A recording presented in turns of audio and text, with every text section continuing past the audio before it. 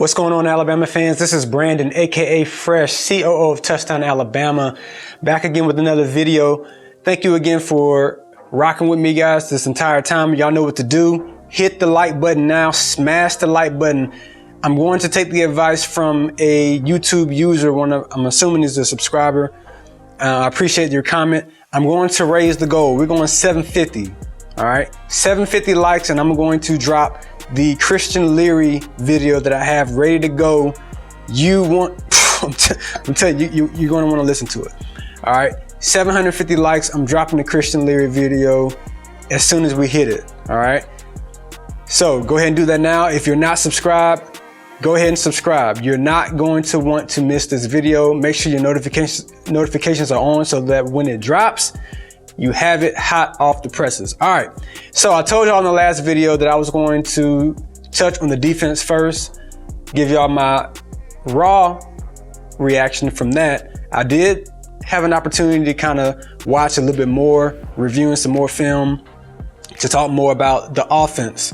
And then I'll pretty much just kind of wrap it up with a general feel of what my thoughts are from Alabama in its 8-day scrimmage this past weekend. All right, so first things first, my first major takeaway from what we saw on Saturday is the balance that Alabama has. We know we're going to get from Bryce Young. All right, there's no reason for anybody to be overly concerned. Yes, his numbers were not that good. I already explained in the last video that had a lot to do with the defense. It also has a lot to do with the offensive line. I'll touch on that here in a moment. And he just did not look comfortable the entire day. But if you did notice, he still looked like Bryce Young, which is someone who's very confident in his arm. When he had time, he made some really good throws, and he still was able to maneuver pretty well and make plays with his legs, extending plays with his legs, and making some pinpoint throws when necessary. I believe when you play teams that don't have a Will Anderson, a Dallas Turner on the opposite side of the ball, you'll see him be able to stand in the pocket a little bit more and be able to make better throws, all right? And you saw the combination of Jahmyr Gibbs, Trey Sanders, Jamarian Miller, who I actually thought did a very good job considering this is his first spring freshman running back, true freshman running back, assuming he doesn't redshirt in the fall. And then again, you still have Jameson McClellan and Roydell Williams that will be back more than likely close to 100%, if not 100% in the fall. All right, Cam Latu looked okay, and considering he didn't, get a ton of balls thrown to him. Jermaine Burton looked pretty solid. Kendrick Law, I was impressed with him. Aaron Anderson, even though he had a few plays. Christian Leary, again, I'm going in much more in depth with this guy, but Alabama fans, I mean, I'm personally proud of the guy. We were able to spotlight him in a magazine when he was in high school. We have a full couple pages on this guy in one of our previous magazine editions. Justin Smith did an exceptional job profiling him. He went down to Florida and spent some time with him to get a lot of his story. Very, very good story. Guy's been an Alabama fan, or he has wanted to go to Alabama since he's been a preteen, and his dream has come true. So to see him getting his shine has been it's cool to see. So Christian Leary, JoJo Earl, these guys have shown themselves to be solid wide receivers. Trayshawn Holden was able to do a couple of things as well, but you notice that Alabama's offense is very balanced all the way around across the board. Do they have a legit number one right now? We don't know. This is still very early on, all right? Jameson Williams wasn't even on Alabama's roster in the spring, and he managed to be very dependable, as you know, with 15 touchdowns, over 1,500 yards, almost 80 receptions in his lone season at Alabama, coming in as a transfer. So we don't know what Jermaine Burton is going to give Alabama. You don't know what the next guy is going to give, but you do know that there's talent, there's a lot of promise from the Alabama offense. And we already know what Roydell Williams brings. We know what Jameson McClellan brings. You have a sense of what Jahmyr Gibbs can bring. That long touchdown run. If you did not watch that, please make sure you go and check the highlight just so you can see, yes, there was an Alabama linebacker that was out of position. I believe that was Ian Jackson. However, for him to hit that hole as fast as he did and then accelerate and get to that top speed very quickly, that is something that Alabama is in need of from the running back position. Someone that can just hit the hole and take off and burn you down the field, because you have other running backs that can get you the grinding yardage. You also need someone who can be a home run threat as well. All right. All of the running backs that Alabama has can get you the tough 3 to 5 yards. You also need to make sure that that you have an explosive running back that can just take it one possession and take it to the house. All right. Jahmyr Gibbs is that guy. He can give you the possession yards as well, but he can also house it for you as well as hurt you in the passing game, as we've seen with his highlights from Georgia Tech. Now let's bring to the offensive line. My Lord. Okay. Bear with me for a second. Alabama's offensive line needs a lot of work as things stand currently. However, what you saw on Saturday is not an indication of what you will see in the fall. All right. So let's put this in its proper perspective. So you have Javion Cohen, who was playing left guard, Seth McLaughlin, who was playing center. Damian George was playing right guard during the scrimmage or during the A-Day game. That is Emil Ekiyor's spot. All right. And then you have a new right tackle in J.C. Latham, who I actually thought was solid. He had a tough task matching up against Will Anderson, but there were some plays where he was able to stone him a couple of times. There was some plays, and if it was a Will Anderson out there, he did look. You saw the athleticism with the size and the strength. The issue that I saw was on the left side, where you started off with Kendall Randolph, who absolutely just got toyed with at times from Dallas Turner. There was sometimes he did make some plays. And then the same thing with Tommy Brockermeyer, who took over. Same thing. I do believe he has a lot of talent, a lot of skill. But there were some times where he just could not hold his own at all with whoever was matched up on him on that side of the line.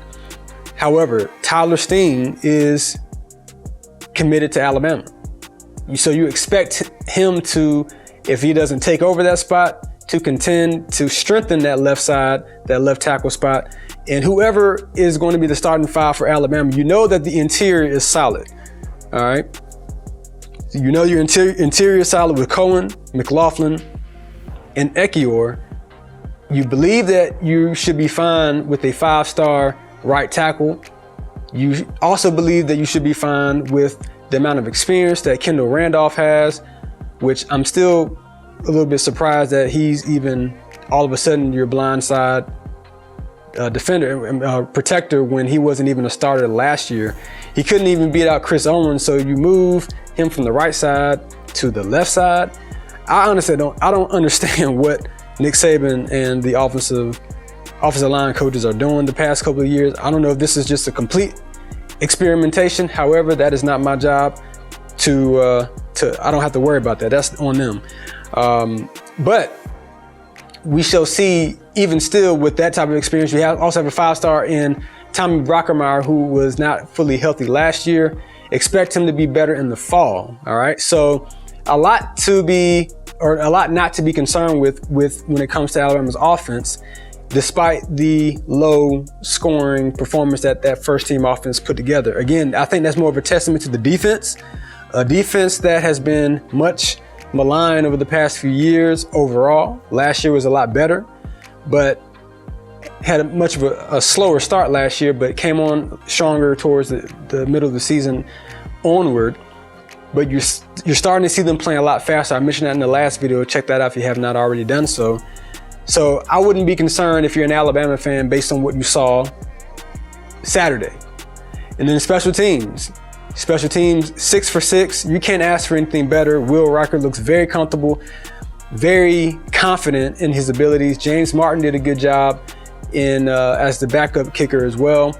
Punting, it's kind of hard to really gauge that and judge that because it wasn't really live. They didn't really take it and actually do a punt return. So not really going to comment too much on that. But I think that Alabama has a lot to build off of. I think with the amount of receivers, the amount of talent that you saw out there on the field, expect Bryce Young to solidify a good solid 4 or 5 receivers that he feels comfortable with, and expect Nick Saban to utilize those individuals to their best abilities. And you will see a lot of explosive plays. It may be by committee. You may not have a situation where you have a Devontae Smith and a Jalen Waddle where you throw the ball to 70, 80, 90 times for a season. This might be a situation where it's, you kind of just hurt them by committee. It's this person might have a good game one day, this person have a good game another day, or whatever the case may be. So we won't know that until we get more information that comes out during fall camp. But I do like where Alabama is overall with this offense, because you have a Heisman winner at quarterback in Bryce Young. I like what I saw with Jalen Milroe, even though I do believe that he still needs some more work with his mechanics and his throwing. I think the ground, the slipperiness of the ground, it made him kind of look a little funky at times. He started off pretty solid in the first half, and I didn't really like how he finished in the second half throwing the ball. But again, that had a lot to do with not having a lot of time as well. But him and his running ability is very, very impressive. A lot to be impressed with. Ty Simpson, this guy is going to be something to watch out for here in a couple of years. All right, he needs to get bigger. He's still a little bit on the small side, but I like his decisiveness. He got out of the pocket, made some really nice scrambling runs. His arm is very lively. He made some really nice throws. So he's still young. You're going to see him continue to learn and get his footing. But I think Alabama is very solid with how they feel with Jalen Milroe. Though if Bryce is either hurt or he can't go for whatever reason, Alabama will have packages for Jalen Milroe to still be able to succeed with his abilities, which he has a ton of ability, especially with his legs. Has some really good arm talent as well. All right, if you stuck around, again, congratulations to you. Pat yourself on the back. Make sure you hit the like button if you have not done so. Do that right now. 750 is the minimum. Not taking anything less. Again, we just went from 500. Y'all have done an exceptional job. Just so that we can make this goal 750. We're going to 1,000 next. Probably do that here in the next couple of weeks.